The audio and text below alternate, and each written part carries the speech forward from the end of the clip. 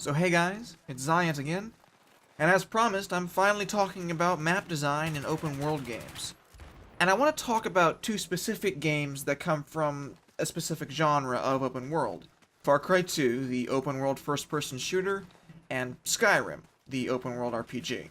I may end up talking more about one than the other because I have more time in Skyrim than I have in Far Cry, but I think there's more interesting things to take away from Far Cry 2's design, simply because in an RPG like Skyrim, where absolutely everywhere is open, but you don't have a ranged weapon for the most part, there's different design influences that have to come into play.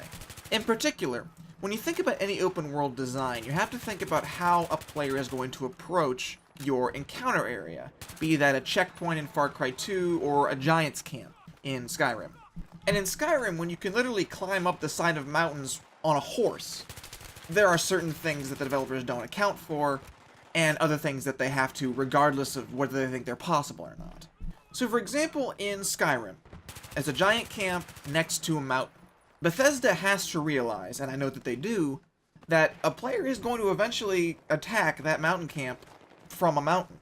And as the giants have no ranged attacks, they have to reward the player accordingly for the amount of effort the player puts in defeating the monsters and getting the loot.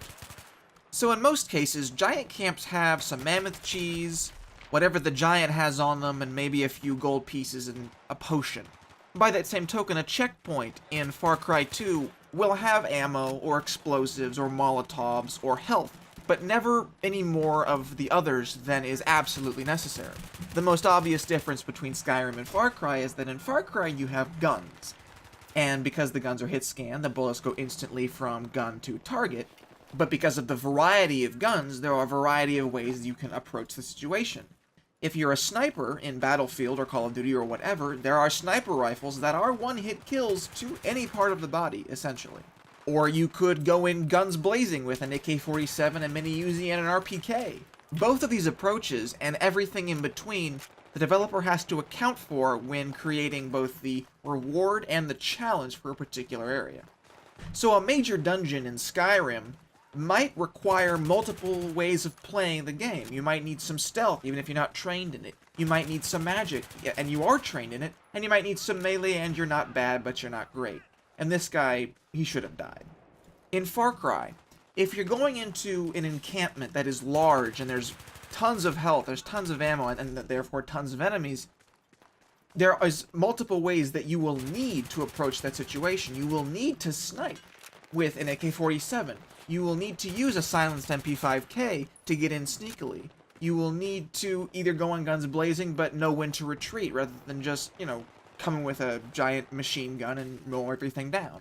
And having mentioned all these playstyles, I haven't mentioned the maps at all. And what I find so beautiful about well-designed open world maps is that even though the entire world is open to the player, it's as if each individual area is its own level. So for example, I drive up to a checkpoint in Far Cry 2, but I have a sniper rifle with an RPK backup. I know the RPK isn't great in close range except for its volume of fire, because it has a crap ton of recoil. I have a secondary pistol, but those take a full clip to down someone on my difficulty.